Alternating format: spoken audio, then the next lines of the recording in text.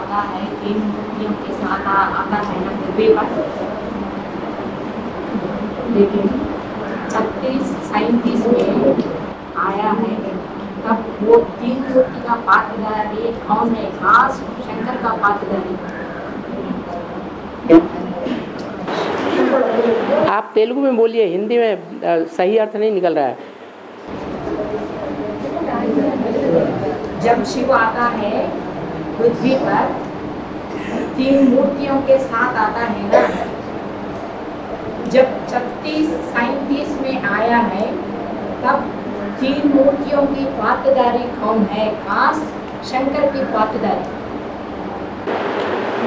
3 मूर्तियों के पाटधारी 2 माताएं और 1 पुरुष।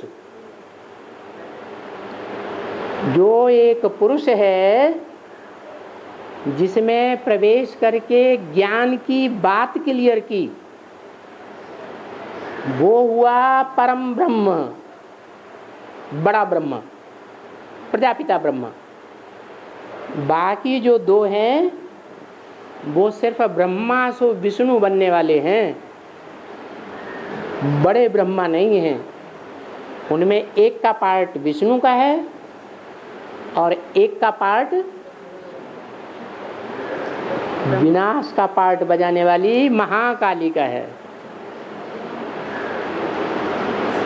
विनाश कौन करेगा? शंकर विनाश करता है क्या? नहीं, शक्तियां करती हैं। तो शक्तियों में मुख्य शक्ति कौन है जो बहुत मार काट मचाती है? जगदम्बा नहीं, जगदम्बा तो सतो प्रधान रूप है, तमो प्रधान रूप जगदम्बा का महाकाली। तो तीनों जो विनाशकारी मूर्ति है, वो जगदम्बा भी उस समय मौजूद थी, विष्णु की मूर्ति भी उस समय मौजूद थी, और जो परम ब्रह्म है, ओरिजिनल प्रजापिता ब्रह्मा, वो भी मौजूद था। बाकी दादा लेखराज को तो सन 47 से प्रजापिता ब्रह्मा साबित किया है मुरली में, उनको टाइटल मिला है प्रजापिता का। वो प्रजापिता थे नहीं, अगर होते तो ब्रह्मा कुमारी ईश्वरी विश्वविद्यालय नाम क्यों लिखते? प्रजापिता ब्रह्मा कुमारी लिखना चाहिए था, वो नहीं लिखा। जब बाबा ने मुरली में बताया बाद में, तब ब्रह्मा कुमारी बदल करके क्या लिखा? प्रजापिता ब्रह्मा कुमारी ईश्वरी विश्वविद्यालय। ये चित्र जो हैं, इनमें 2 मुख्य चित्र हैं पुराने, उनमें ब्रह्मा कुमारी ईश्वरी विश्वविद्यालय लिखा है, माने तब तक बाबा ने नहीं बताया था, बाद में लिखा गया प्रजापिता ब्रह्मा कुमारी ईश्वरी विश्वविद्यालय। तो दादा लेखराज प्रजापिता ब्रह्मा नहीं थे, वो सिर्फ प्रजापिता के कार्यवाहक थे। उनको टाइटल मिला हुआ था प्रजापिता का। ओरिजिनल प्रजापिता तो वो था यज्ञ में जिसने ब्रह्मा बाबा के साक्षात्कारों का क्लैरिफिकेशन किया। और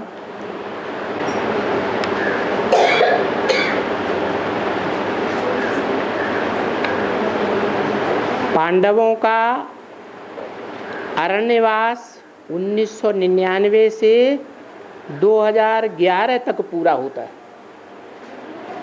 जिसने लिखा है उसको पता ही नहीं है कि 2000 में तो कलकत्ते में बड़ा मेला हुआ था एडवांस पार्टी वालों का। इतना बड़ा मेला हुआ, पांडव इतने इकट्ठे हुए, तो पांडवपति वहां नहीं था है? जो पांडवों में मुख्य पार्टधारी था वो वहां नहीं था क्या? वो भी तो वहां मौजूद था। तो वो वहां ये नहीं कहेंगे कि वो अरण्यवास में थे। अरण्यवास कब से शुरू हुआ? 2000 के बाद या 2000 से पहले? कब से कहें? हैं? अव्यक्तवाणी में भी बोला है, दुनिया वाले समझते हैं बाप गुप्त हो गए, लेकिन बाप बच्चों के सामने सदैव प्रत्यक्ष हैं। अगर बच्चे रहेंगे तो और दूसरे के प्रभाव में आ जाएंगे, प्रभाव में आ जाते हैं ना, तो मेरे बच्चे ही नहीं। तो जो बच्चे बन करके रहेंगे उनके सामने बाप सदैव प्रत्यक्ष रहेगा, साथ रहेंगे, साथ चलेंगे, साथ खाएंगे, उठेंगे, बैठेंगे और साथ ही साथ परम धाम जाएंगे।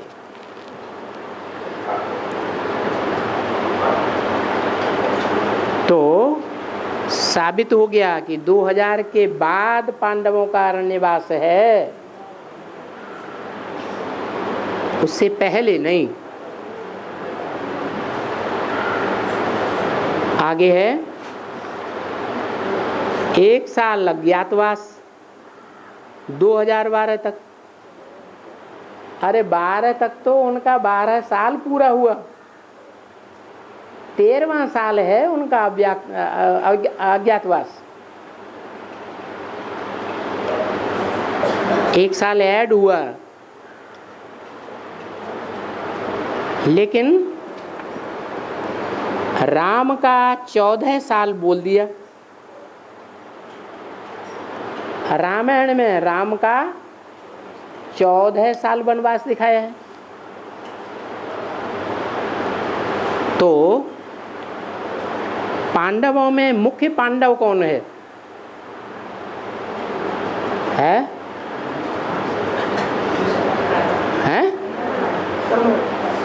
कौन? धर्मराज का पार्ट किसका है पहले? हैं? धर्म का राजा, धारणाओं का राजा किसने पार्ट बजाया? ब्रह्मा बाबा ने। और वो ब्रह्मा बाबा अभी प्रैक्टिकल में किसमें पार्ट बजाता है?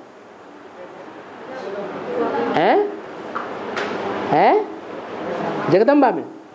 जगदम्बा स्त्री चोला है या धर्मराज का पुरुष चोला है? जो मन में आता सो ही बोल देते।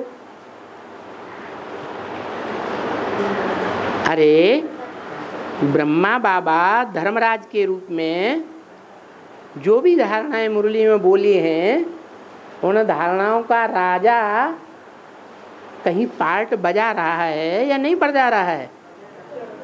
तो जहाँ बजा रहा है वहाँ ज्ञान की बातें करता होगा कि महाकाली के रूप में अज्ञान की बातें करेगा? तो जो ज्ञान की बातें करने वाला है वही तो धर्मराज हुआ ना। जो धर्मराज है वो राम वाले व्यक्तित्व के द्वारा है, राम वाली पर्सनालिटी के द्वारा है या किसी दूसरे शरीर के द्वारा है? राम वाली शरीर के द्वारा है। तो वो राम वाली आत्मा पांडवों का मुखिया होने की वजह से उसको ज़्यादा समय तक सुरक्षित रहना है या पहले ही प्रत्यक्ष हो जाना है? पांडवों ने जगत दिग्विजय के लिए अश्वमेध यज्ञ किया, तो दूसरे पांडवों को चारों तरफ भेजा या खुद बाहर गया? युधिष्ठिर बाहर निकला या नहीं निकला? नहीं निकला, गुप्त रहा। तो वो 1 साल जो है वो राम की आत्मा के लिए और ऐड हुआ पड़ा है। 14 साल राम का वनवास है। वो रामायण की बात। वैसे भी जो दुनिया के धर्म गुरु हैं दूसरे धर्मों के, वो धर्म गुरु दुनिया में बहुत पावरफुल हैं या कमजोर हैं? जैसे क्रिश्चियंस का बड़ा पोप हर गिरजाघर में एक पादरी रहता है। दुनिया में जितने भी गिरजाघर हैं उन सब गिरजाघरों का बड़ा पोप तो बहुत पावरफुल होगा या कम पावरफुल होगा? है, बहुत पावरफुल हो गया। इसी तरह दूसरे दूसरे जो और धर्म हैं दुनिया में फैले हुए, विदेशी धर्म हो या देशी धर्म हो, उनके कोई बड़े बड़े मुखिया हैं या नहीं हैं? हैं। और वो मुखियाओं को सबको खंडन करने वाला पार्ट किसका है? सब धर्म पिताओं के धर्म की धारणाएं जो फैली हुई हैं दुनिया में आज, जिससे दुनिया नरक बन गई, उन सब का खंडन कौन कर रहा है दुनिया में? है राम वाले व्यक्तित्व के द्वारा शंकर का पार्ट है सब धर्मों का विनाश। तो दुनिया वाले जो बड़े बड़े धर्म गुरु हैं और उनके अधीन चलने वाले जो धर्म नेताएं हैं, क्या है या नहीं? इंडिया में भी जो बड़े बड़े वो जो बड़े बड़े राजनेताएं हैं, कोई बात फंस जाती है तो गुरुओं के चरणों में जाके गिरते हैं, गुरु जी हमें रास्ता बताओ। तो वो गुरु बड़े बड़े गुरु हैं कि नहीं इंडिया के, शंकराचार्य वगैरह।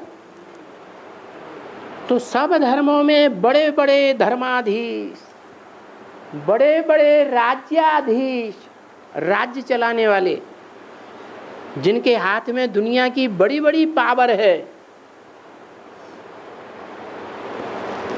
और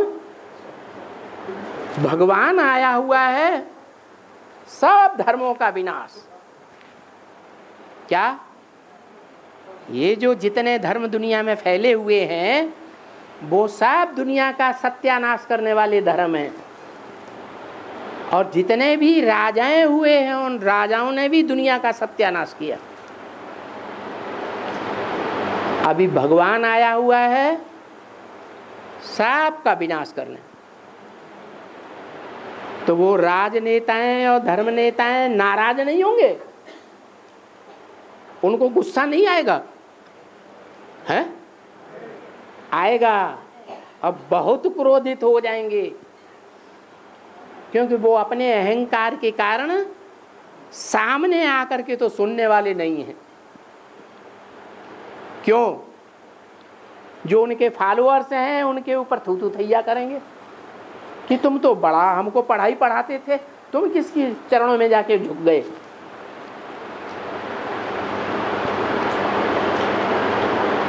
तो वो राम वाली आत्मा जो सब धर्मों के विनाश का निमित्त बनती है, दुनिया के सब राजाइयों का विनाश करने के निमित्त बनती है, और दुनिया में अपनी राजाई स्थापन करती है, सारी दुनिया के धर्म पिताएं उसका विरोध करेंगे या नहीं करेंगे? राज्य नेताएं भी। तो उसे गुप्त रहना चाहिए या प्रत्यक्ष होना चाहिए? है गुप्त रहना जरूरी है। गुप्त रहेगा तभी गुप्त गुप्त में राजधानी स्थापन होगी। क्या 8 के एकाकी परिवार से राजधानी नहीं बन जाती है? 8 से राजधानी बन जाती है? बनेगी? अरे राजधानी में तो बहुत चाहिए, इतनी बड़ी दुनिया को कंट्रोल करना है। तो वो राजधानी तैयार होने के लिए 10 वर्ष और बताए।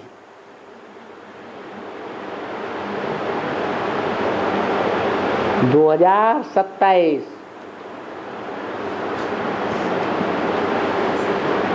लेकिन वो 10 वर्ष की बात छोड़ दो, कम से कम सूर्यवंशी आत्माओं का संगठन तो पहले तैयार होना चाहिए कि नहीं है? हाँ, तो सूर्यवंशी आत्माएं हैं 10 धर्मों में। जो अव्वल नंबर धर्म है सूर्यवंशियों का कुल, वो 1 साल जरूर चाहिए गुप्त रहने के लिए। गुप्त ही गुप्त में राजधानी स्थापन हो जाती है। जब अंदर का संगठन मजबूत हो जाए, किला तैयार हो जाए, फिर भले बाहर वाले आक्रमण करें। फिर क्या होगा? बाबा ने बोला है ये पांडवों का किला ऐसा मजबूत बन जाएगा कि इसमें कोई भी विकारी धर्म पांव नहीं रख सकेगा। क्या? इस्लामी, बौद्धी, क्रिश्चियन आदि की तो बात ही छोड़ दो, वो तो हैं ही विकारी। बौद्ध भी इस्लामियों के प्रभाव में आ जाते हैं, वो भी विकारी। भारत के सन्यासी जो सन्यास धर्म के हैं, वो भी विदेशों में जाकर के विकारी बन गए। द्वापर युग से आने वाले धर्मों की तो बात छोड़ो, जो त्रेता के चंद्रवंशी हैं, उनका मुखिया कौन है? हैं? ब्रह्मा बाबा।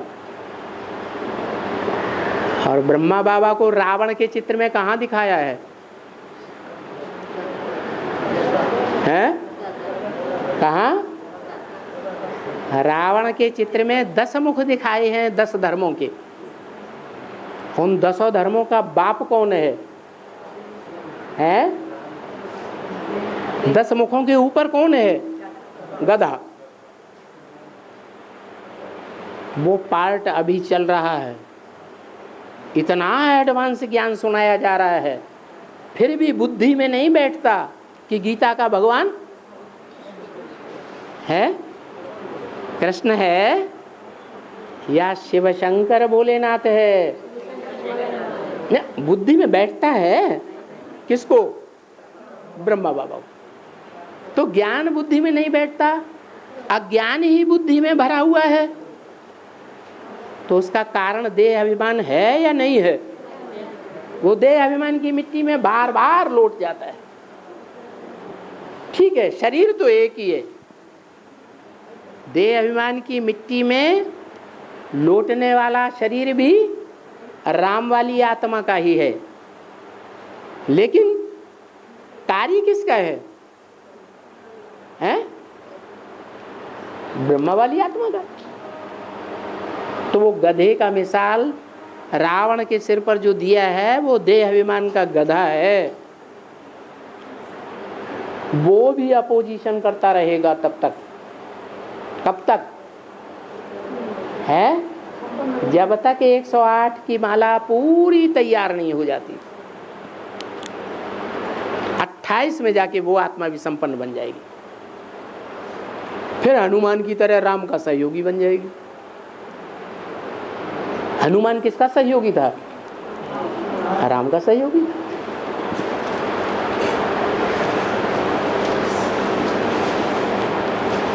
तो ये 14 साल जो हैं,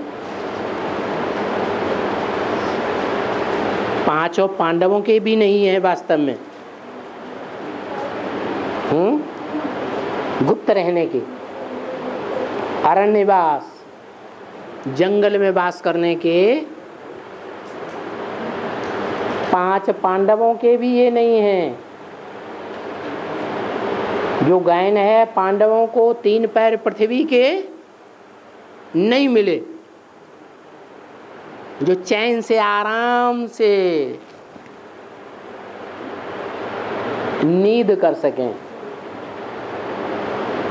3 पैर पृथ्वी में आराम से रह सकें। आप कहेंगे इतने मिनी मधुबन तैयार हो गए, इतने मकान तैयार हो गए 85।